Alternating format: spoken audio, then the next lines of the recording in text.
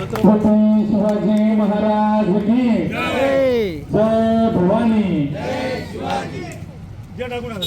आजच्या या मेळावा प्रसंगी ही आभार सभा या ठिकाणी संपन्न होत आहे। या प्रसंगी सन्माननीय व्यासपीठ उपस्थित माझे मतदार माता भगिनी आणि हा जो कार्यकर्ता आहे, हा कार्यकर्त्याची बैठक आहे। आज कुठेतरी वाटतं की आमच्यापेक्षा ज्यांनी डोक्यावर ही निवडणूक घेतली होती त्या कार्यकर्त्यांचं कुठेतरी मनस्वी आभार मानले पाहिजेत। आम्ही तर खूप काही तुम्हाला देऊ शकत नाही, परंतु या गेल्या महिनाभरापासून तुम्ही अहोरात्र आमच्यासाठी डोळ्यात तेल घालून झटत होते, एक एक मतदाताच्या बाबतीत सूचना देत होते।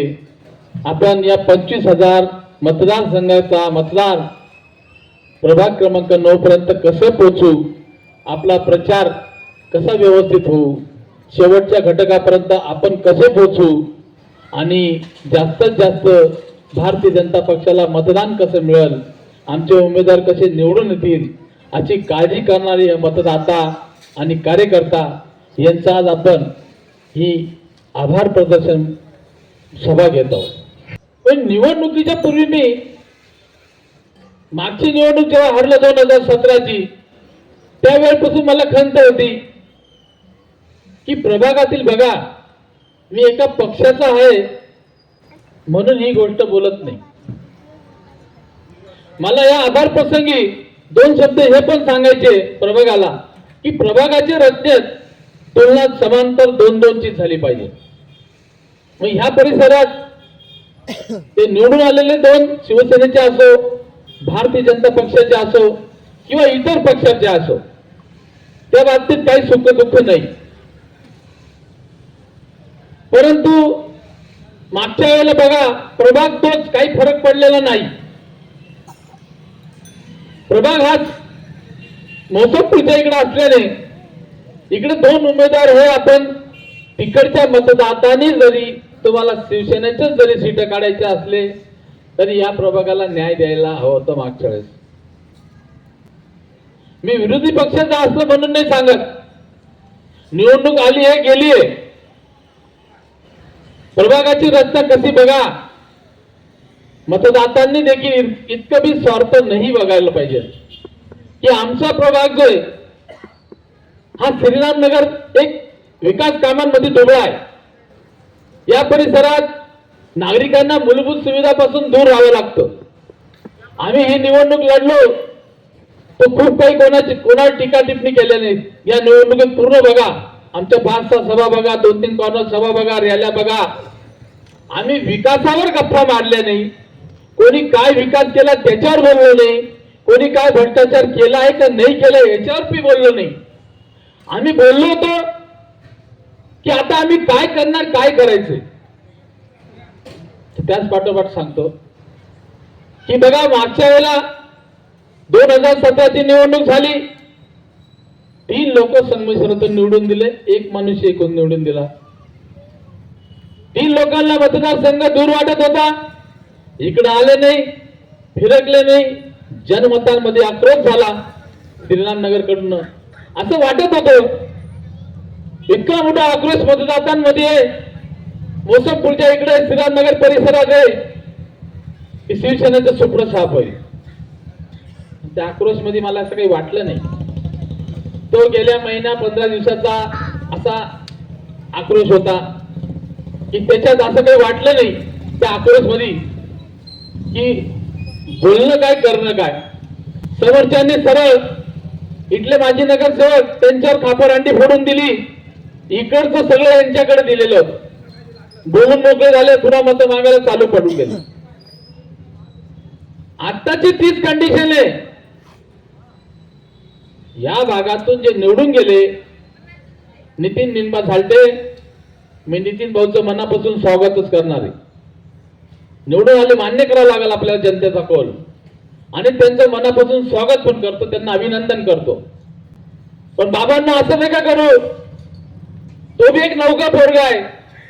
मी इथे आता माझा स्वार्थ नाही बघणं, माझा श्रीरामनगर हा माझा परिवार आहे, हा माझा मतदारसंघ, हा माझा परिवार आहे. शेवटी आम्हाला या मूलभूत सुविधासाठी लढावं लागणार आहे, बोलावं लागणार आहे, करावं लागणार आहे. म्हणून अशी काही खापरहांडी फोडू नका की आम्ही येणाऱ्या पंचवार्षिकला तुमच्या समोर मतं मागायला येणार. हा भाग 100% राजकारण आहे, करावं लागणार आहे, निवडणुका लढावं लागणार आहेत. आणि पक्षांनी जर जबाबदारी दिली तर त्या जबाबदारीप्रमाणे आम्ही उमेदवारी करणारच आहेत. तो भाग 2 नंबरचा आहे. पण ह्या वेळेला जे आम्ही ऐकून घेतलं, त्या पुढच्या वेळेला आम्ही ऐकून घेतलं नाही. तुम्ही किती बी विकास केला तर आम्ही थांबणार नाही, आम्ही निवडणुका लढणार आहे. तुम्हाला सांगून ठेवतोय की तुम्ही खूप बोंब जरी पाडली वा आणि आम्ही निवडणुका लढणार नाही, या डोक्यातून काढा. पण इकडे एक उमेदवार जो निवडून दिलेला आहे, कदापि असे शब्द जर ऐकायला आले, आज तर आम्ही काही बोलत नाही, पण त्यावेळेला त्याचा विचार तुम्ही करा. आता तर फक्त भाषा होती की आम्ही तुम्हाला घुसू देणार नाही, हे मतदाता बोलत होते. त्यावेळेला आम्ही स्वतः बोलू तुम्हाला खरंच घुसू देणार नाही. मग तुम्ही कोणती बी शक्ती वापरा की आमच्या प्रभागाचा विकास जो आहे, आमच्या प्रभागाला येणारा फंड जो आहे, तो 100% या भागात वापरलेला पाहिजे. आज सत्ता दिली आहे, तुम्हाला जसा कारोबार करायचा तसा करा. पण आजच्या नंतर उद्या सांगतो, या महापालिकेच्या तिजोरीवर माझं बारीक लक्ष असतं. येणारा 1-1 रुपयाचा फंड 100% प्रभागात वापरला गेला पाहिजे. आणि तो जर कुठं डगमग झाला, त्याच्यात कुचकाई झाली, त्याच्यात भेदभाव झाले, तर प्रभागाच्या लोकांना विश्वासात घेऊन हे कदापि सहन करणार नाही, याची तुम्हाला आता जाणीव करून देतोय. 1-1.5 वर्षापूर्वी समोर उदाहरण होतं की डॉक्टर सुभाषबाबा भामरेच्या माध्यमातून आपण लोकसभेला मालेगावातून सीट पाठवू शकलो नाही. अवघं 4000 मतांनी एक सीट पडतं आपलं, 4000. दुर्दैव आपलं मालेगाव शहराचं. आणि आज आम्ही पडतो कोणी 600नी, कोणी 1400नी. म्हणजे 2000 मत जे आहेत ते मुस्लिम मतदारांचे, त्यांना आपण थांबू शकलो नाही, हे आपलं दुर्दैव आहे. मला गॅरंटी होती मतदारांपुढं की तुम्ही आम्हाला न्याय देणार. वाईट वाटलं त्या गोष्टीचं. बऱ्याच गोष्टीच्या वेदनादायक आहे ते आम्ही सांगू शकत नाही. आता काही लोकांकडून आमचं शोषण तरी झालेलं आहे, शोषण झालेलं आहे की आम्ही जी पूर्तता करू शकत नव्हतो, समोरच्यांची तुलनेत आमच्याकडे ती पूर्तता करून घेत होते. अरे ते कोण, आम्ही कोण? त्यांच्या माग मंत्री महोदयांची शक्ती, पितामह भीष्मांची. आम्ही सर्वसाधारण कुटुंबातले. माझ्या समोर बघा एकदम 200 कोटीचा माणूस, आमचे मोठ्या ताई, त्यांच्या समोर बघा किती गडगंज माणूस. आणि तरी आम्ही हा लढा दिला. या लढाची संगमेश्वर वासियांनी आमची कदर केली पाहिजे होती. इतकं शोषण आमचं केलं नाही पाहिजे होतं. आम्हाला न्याय दिलाच पाहिजे होता. ते दडपण काय आहे त्या महापालिकेत, काय गाडलेलं आहे तिथं, की तुम्ही गेले 15 दिवस अहोरात्र आमच्यापेक्षा जास्त तुम्ही राबवत होते साहेब. पुनश्च सांगतो माझ्या मतदार राजांना, बंधू भगिनींना, समाजसेवेचा विडा आम्ही उचललेला आहे, तो आम्ही करणार आहे. ज्या लोकांनी आम्हाला न्याय दिलेला आहे त्यांचं ऋण आम्ही फेडणार आहे. आज आम्ही निवडून नाही आलो, हा भाग 2 नंबरचा आहे. आम्ही लोखंडवालामध्ये हारलो, पण धारावाईमध्ये आम्ही जिवंत आहे हे तुम्हाला दाखवून दिलं आम्ही. तुम्ही जरी झोपडपट्टीचं कैवारी नसाल तर मी या ठिकाणचा घटक आहे. माझी जन्मभूमी आहे, माझी कर्मभूमी आहे, आणि मी या लोकांसाठी ओरून पुरून निघणार. तुम्ही कितीही कोंबडं दाखवण्याचा प्रयत्न करा, सूर्याचा उदय हा नक्कीच होणार. म्हणून या ठिकाणी आभार प्रसंगी आत्म्याला खूप वेदना झालेल्या आहेत, प्रचंड वेदना झालेल्या आहेत. पुन्हा तिकडचे 3 उमेदवार निवडून गेलेले आहेत. कसं होतं, मी आज राजकारणावर बोलायला नाही आलेलो आहे, मी जो अन्याय झालेला आहे त्याच्यावर बोलण्याला आलेलो आहे. आणि ह्या ज्या माझ्या मायबाप कार्यकर्त्यांनी मला डोळ्यात तेल घालून निस्वार्थपणे मदत केली, त्यांच्यासाठी आम्ही चारीच्या चारी लोक अवरात्र झटकू.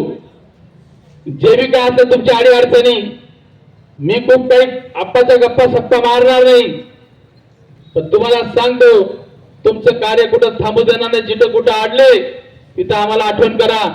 त्या ठिकाणी सदैव आपल्याकडे आम्ही हजर आहोत आणि आपल्या कार्याला गती देण्यासाठी आमची गती कुठं थांबणार नाही याची तुम्हाला शारसुदी देतो.